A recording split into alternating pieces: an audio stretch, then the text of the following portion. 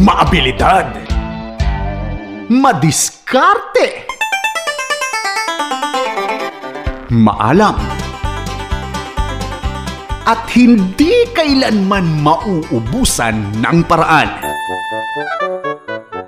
Yan ang utak langgam! Tampok ang samut-saring tips at iba't ibang techniques na hatid ni Joe Cabrera Alabastro. Mga bagay na dapat mong malaman sa pagluluto. Hindi naman kailangan ng mamahaling tsokolate at magagarbong bulaklak para suyuin ang babae. Minsan, kailangan mo silang lutuan at ipakita na hindi ka bulaan. Tingnan kung sino ang mas paniniwalaan, siyang mayaman sa mundo pero puso'y di totoo, o ikaw na may alam sa mundo at ang puso'y totoo. Kaya kaibigan, bibigyan kita ng ilang paraan para ikaw ay mayroong matutunan. Ang ating tip mula sa www.cookinghacks.com. Para sa mga pagkaing malamig, huwag basta ilagay ang galon ng ice cream sa freezer dahil baka may umasa, ice cream ang laman nito kundi galunggong.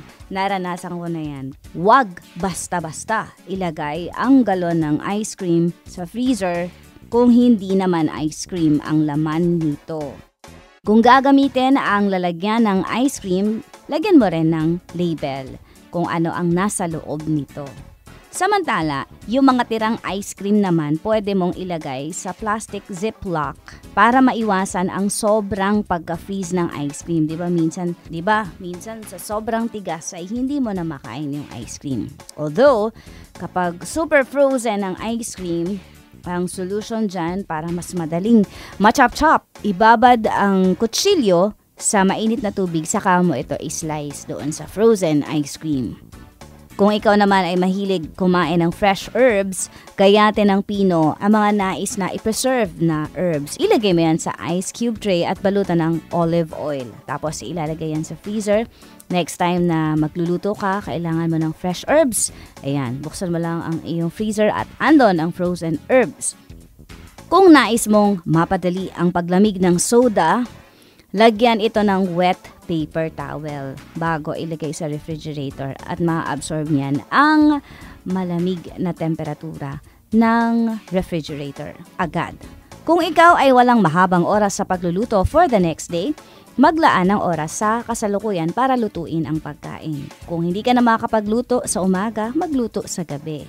Ilagay na lang yan sa plastic container at i-ref ng nakaatado para ready ng iinit na lang para bukas meron ka ng pagkain at hindi ka natataranta sa pagluluto, di ba?